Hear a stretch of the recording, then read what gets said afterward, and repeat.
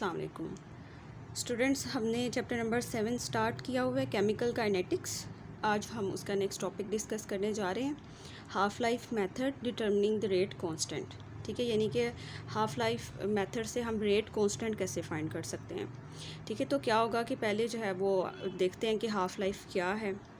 अब क्या होता है कि देखें, आपके पास जो है वो कोई भी रिएक्टेंट है, ठीक है, और अगर वो रिएक्टेंट जो है उसकी हाफ़ अमाउंट अगर वो रह जाती है तो इस कन्वर्जन में, यानी कि जो इनिशियल कंसंट्रेशन थी जब उसका हाफ़ रह जाता है, उसका हाफ़ होने में जो टाइम लगा है वो आपके पास होगा हाफ़ लाइफ। ठीक है, सो देखिए, half life of a reaction is the time required for the reactant concentration to decrease to 1/2 to its initial value. यानी कि अगर आपके पास इनिशियल वैल्यू जो है वो 50 मोल पर DM³ है, वो 50 जो है अब 25 रह चुकी है। अब 50 से 25 में जो कन्वर्जन हुई है, इस कन्वर्जन में जो टाइम लगा है वो आपके पास होगा हाफ़ लाइफ पीरियड। ठीक है, यानी कि जो इनिशियल कंसंट्रेशन है रिएक्टेंट की, उसका हाफ़ रह जाना। ठीक है, उसको जितना टाइम लगा उसे आप कहोगे हाफ़ लाइफ, और इसको कैसे रिप्रेजेंट किया जाता है, T1/2।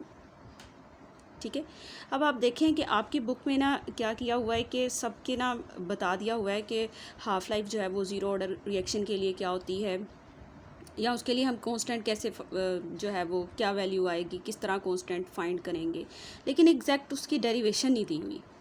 ठीक है, तो हम ना उसको थोड़ा सा ड्राइव करके देखते हैं। इजी मेथड होगा, लेकिन आपको जो है इस चीज़ का पता होना चाहिए कि वो आंसर जो है वो कैसे आया है। थोड़ी सी डेरिवेशन देखते हैं। ठीक है, तो अब देखें कि ज़ीरो ऑर्डर रिएक्शंस कौन से रिएक्शंस होते हैं जो कि रिएक्टेंट की कंसंट्रेशन पर डिपेंड नहीं करते। ठीक है, यानी कि रेट ऑफ रिएक्शन जो है वो रिएक्टेंट की कंसंट्रेशन पे डिपेंड नहीं कर रहा। ऐसे जो रिएक्शंस होते हैं वो ज़ीरो ऑर्डर रिएक्शंस होते हैं। ठीक है, तो देखिए, a zero order reaction implies that the rate of reaction does not depend on the concentration of reactant. For a general reaction, देखें कि अगर आपके पास जो है वो रिएक्टेंट ए है और ये प्रोडक्ट बना रहा है, सो रेट ऑफ रिएक्शन जो है वो इस रिएक्टेंट की कंसंट्रेशन पे डिपेंड नहीं करेगा, वो कंडीशंस पे डिपेंड करेगा। यानी कि हो सकता है कि कैटलिस्ट जो है उस पे रिएक्शन रेट डिपेंड कर रहा हो, या फिर टेम्परेचर, कुछ भी ऐसी कंडीशंस हो सकती हैं, बट कंसंट्रेशन ऑफ रिएक्टेंट पर रेट ऑफ रिएक्शन डिपेंड ना करे, तो ऐसे जो रिएक्शंस होते हैं वो ज़ीरो ऑर्डर रिएक्शंस होते हैं। ठीक है, अब नेक्स्ट देखते हैं कि इनके लिए जो है वो हाफ़ लाइफ कैसे फाइंड की जा सकती है। अब आप देखें, आपके पास क्या है कि इसकी डेरिवेशन के लिए ना सिर्फ आपको एक इक्वेशन याद करनी है। इन सब के लिए रेट लॉ आपको याद करना है, ज़ीरो ऑर्डर रिएक्शन के लिए भी, फर्स्ट ऑर्डर रिएक्शन के लिए भी, और सेकेंड ऑर्डर रिएक्शन के लिए भी। ठीक है, सब के लिए जो है वो अलग-अलग एक इक्वेशन होगी, बस आपको वो याद करनी है, बाकी डेरिवेशन ईजी रहेगी। ठीक है, तो देखिए, the rate law for zero order kinetics is, ये इक्वेशन आपको याद करनी है, concentration of A0 and concentration of A plus KT, ये इक्वेशन। ठीक है, अब यहाँ पर ये A0 क्या है, इनिशियल कंसंट्रेशन ऑफ रिएक्टेंट जब टाइम बिल्कुल ज़ीरो, अभी रिएक्शन स्टार्ट नहीं हुआ, ये तब रिएक्टेंट की जो कंसंट्रेशन है उसको शो करेगा। ठीक है, उसके बाद कंसंट्रेशन ऑफ A, ठीक है, ये जो चीज़ है ये किस चीज़ को रिप्रेजेंट कर रही है, यानी कि जब टाइम जो है कोई स्पेसिफिक है। ठीक है, तो यानी कि यही कह लें कि जब टाइम आधा गुजर गया है तब रिएक्टेंट की जो कंसंट्रेशन है उसको हम कंसंट्रेशन ऑफ A यानी कि इस तरह शो करवाएंगे। ठीक है, बस आपने ये दो चीज़ें याद रखनी है, एक तो इनका रेट ला, और यहाँ पर A0 का क्या मतलब है, और इस कंसंट्रेशन ऑफ A का क्या मतलब है। ठीक है, ये कंसंट्रेशन कौन सी है, इनिशियल कंसंट्रेशन, जब रिएक्शन स्टार्ट नहीं हुआ, ये तब रिएक्टेंट की कंसंट्रेशन है। और ये जो सेकेंड वन है, ये कब रिएक्टेंट की कंसंट्रेशन है, जब टाइम आधा गुजर गया है। ठीक है, अब आप देखें कि जब टाइम जो है वो आधा गुजर चुका है तब इनिशियल कंसंट्रेशन हाफ़ हो जाएगी ना। अभी हम पढ़ के आए ना कि हाफ़ लाइफ क्या है, जब रिएक्टेंट की कंसंट्रेशन हाफ़ रह जाए। तो आपने क्या करना है, अगर आपने इसकी वैल्यू फाइंड करनी है तो आप इसी का हाफ़ लेंगे ना, इनिशियल वाली का। ठीक है, तो क्या होगा, व्हेन टाइम, जब टाइम जो है वो आधा रह जाएगा, concentration of reactant will be equals to A0 half. ठीक है, यानी कि इनिशियल कंसंट्रेशन का हाफ रह जाएगा जब आधा टाइम गुजर गया, जब हम हाफ लाइफ की बात करें तब की। ठीक है, अब क्या करते हैं कि आपके पास ना ये जो इक्वेशन आई हुई है सबसे ऊपर वाली, इसमें ना A की कंसंट्रेशन पुट करते हैं। ठीक है, ए की वैल्यू पुट करते हैं जो कि हमने यहाँ पर बनाई है।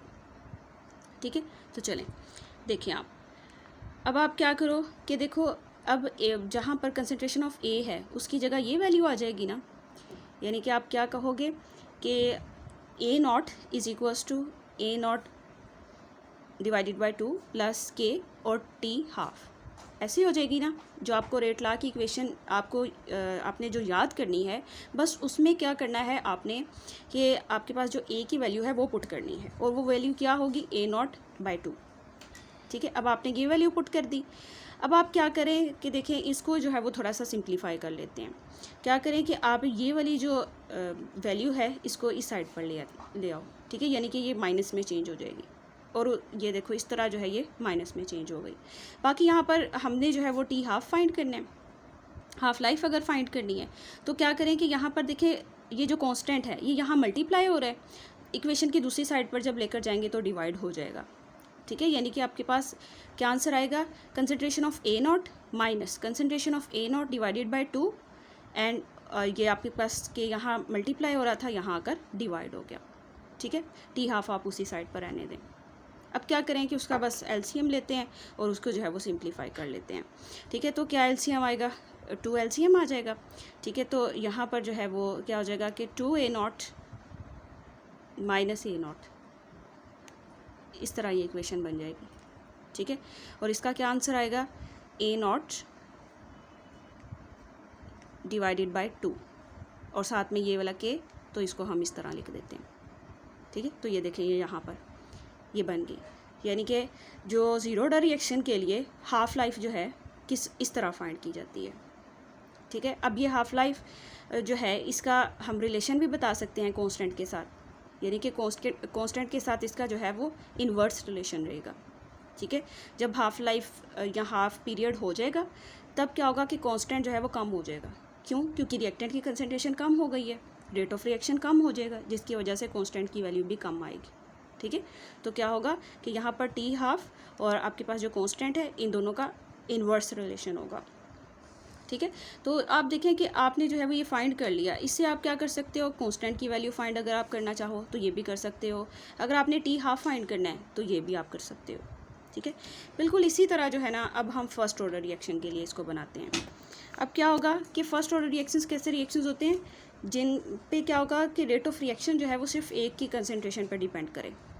ठीक है, यानी कि आपके पास जो है वो कोई रिएक्टेंट ए है और इससे प्रोडक्ट बन रहा है, तो इसकी फर्स्ट पावर पर रेट ऑफ रिएक्शन डिपेंड करेगा। इसके लिए भी आपने सिर्फ एक इक्वेशन याद रखनी है, और वो इक्वेशन जो है वो ये, इसका रेट लॉ जो है ये आपने फर्स्ट ऑर्डर के लिए याद रख लेना है। बस इसी में वैल्यूज़ पुट करेंगे, सेम हर बार सेम वैल्यू पुट करेंगे, यानी कि यहाँ पर जो ए है इसकी वैल्यू आपने concentration of A naught by 2 put करनी है। बस उसको सिंप्लीफाई करें और आपके पास जो है वो हाफ़ लाइफ आ जाएगी। ठीक है, और बुक में ये डेरिवेशन नहीं है, लेकिन आपको आनी चाहिए कि किस तरह जो है वो ये आंसर आया है। सो अब आप देखें कि ये हम पहले डिस्कस कर चुके हैं कि कंसंट्रेशन ऑफ ए नॉट जो है ये किस चीज़ को शो करवा रहा है, इनिशियल कंसंट्रेशन ऑफ रिएक्टेंट, जब टाइम बिल्कुल ज़ीरो, अभी रिएक्शन स्टार्ट नहीं हुआ, ये तब की बात है। बाकी कंसंट्रेशन ऑफ ए ये किस चीज़ को शो करती है, जब टाइम जो है वो कि स्पेसिफिक हो, यानी कि हाफ पीरियड गुजर गया हो, तब जो है ये कंसंट्रेशन होगी रिएक्टेंट की। ठीक है, अब क्या करते हैं कि अब आप देखें कि जब टाइम जो है वो आधा गुजर चुका है, तब क्या होगा कि जो ए नॉट जो आपके पास कंसंट्रेशन ऑफ ए है वो किसके इक्वल होगी, इनिशियल का हाफ़ हो जाएगा ना। तो इनिशियल कंसंट्रेशन कितनी है आपकी, ए नॉट, इसी का आपने हाफ़ ले लेना है। ठीक है, तो अब क्या करते हैं, देखिए यहाँ से ए की वैल्यू फाइंड होगी, इसको इस इक्वेशन में जाकर पुट करते हैं। तो चलें देखते हैं, ये देखें तो ठीक है ना, तो क्या होगा कि जब टाइम जो है वो टी हाफ़ हो जाएगा, ठीक है, तो तब क्या होगा कि कंसंट्रेशन जो ए की है वो इनिशियल का हाफ़ रह जाएगी। ठीक है, इसका यही मतलब है ना। तो बस आपके पास जो रेट लॉ है उसमें जाकर आपने वैल्यू पुट कर देनी है ए की। ठीक है, तो यहाँ पर देखिए फ्रॉम रेट लॉ ऑफ, यहाँ पर ना आप सिर्फ इतना करें कि यहाँ पर आएगा फर्स्ट ऑर्डर रिएक्शन। ठीक है, ये फर्स्ट ऑर्डर के लिए है, फर्स्ट ऑर्डर। तो देखें क्या होगा कि natural log of A naught, concentration of A not is equals to A naught by 2। ठीक है, प्लस के और टाइम की जगह हाफ। ठीक है। तो अब आप क्या करें कि इसको जो है वो जस्ट आप सिंप्लीफाई कर लें। तो ये मैथ्स में रूल है ना कि अगर आप नेचुरल लॉग ले रहे हो तो वहाँ पर कोई चीज़ डिवाइड है तो लॉग लेते वक्त वो माइनस में चेंज हो जाएगी। ठीक है, तो इस तरह यहाँ भी होगा। सो देखें log A not minus log of 2, natural log हमने लेना है। ठीक है, प्लस के और टी हाफ, इस तरह की आपकी इक्वेशन बन जाएगी। अब क्या होगा कि ये पॉजिटिव वैल्यू में है ना, तो आप इसको इक्वेशन की साइड पर ले आएँ तो ये नेगेटिव में चेंज हो जाएगा। ठीक है, नेगेटिव और पॉजिटिव एक दूसरे के साथ कैंसिल आउट हो जाएंगे। ठीक है, और उसके बाद आपके पास ये फैक्टर और ये वाला फैक्टर जो है वो कैंसिल आउट हो गया। अब आपके पास जो है minus natural log of 2 plus k और टी हाफ ये रह जाएगा। ठीक है, तो क्या करते हैं कि हम ये जो टी हाफ है इसको इसी साइड पर रहने देते हैं इक्वेशन की, और दूसरी साइड पर ये के और नेचुरल लॉग को ले जाते हैं। अब ये माइनस है ना इस साइड पर, तो इस दूसरी साइड पर आकर ये चेंज हो जाएगा नेचुरल लॉग ऑफ 2। अब ये यहाँ पर टाइम के साथ मल्टीप्लाई हो रहा है कि दूसरी साइड पर आकर ये डिवाइड हो जाएगा, इस तरह हो जाएगा। ठीक है, तो क्या करेंगे नेचुरल लॉग ऑफ 2 का लेंगे तो आपके पास आंसर आएगा 0.693, ये आंसर आएगा डिवाइडेड बाय कांस्टेंट। ठीक है, तो आपके पास जो फाइनल इक्वेशन है या फाइनल टाइम पीरियड है, हाफ लाइफ जो है, वो आपके लिए फर्स्ट ऑर्डर रिएक्शन के लिए आंसर ये आएगा। ठीक है, ये इक्वेशन बन जाएगी। सो ये इक्वेशन भी हमें यही बता रही है कि जो हाफ लाइफ है और जो कांस्टेंट, इन दोनों का इन्वर्स रिलेशन होता है। ठीक है, अब क्या करते हैं कि बिल्कुल इसी तरह हम ना सेकेंड ऑर्डर के लिए भी फाइंड करते हैं। जस्ट आपको सिर्फ उसकी रेट ला की इक्वेशन जो है उसको याद करना है। सो सेकेंड ऑर्डर रिएक्शन के लिए क्या होता है कि सेकेंड ऑर्डर रिएक्शन के लिए क्या होगा कि जो कंसंट्रेशन है उसकी पावर 2 के पर डिपेंड करेगा रेट ऑफ रिएक्शन। ठीक है, ये अगर आपको first order second order reaction के लिए कंप्लीट वीडियो चाहिए तो वो मैं अपलोड कर चुकी हूँ। ठीक है, वहाँ से आप जाकर देख सकते हैं। सो देखिए क्या होगा कि रिएक्टर जो है वो इससे प्रोडक्ट बनेगा। तो इसके लिए जो आपने इक्वेशन याद रखनी है वो इसका रेट ला है।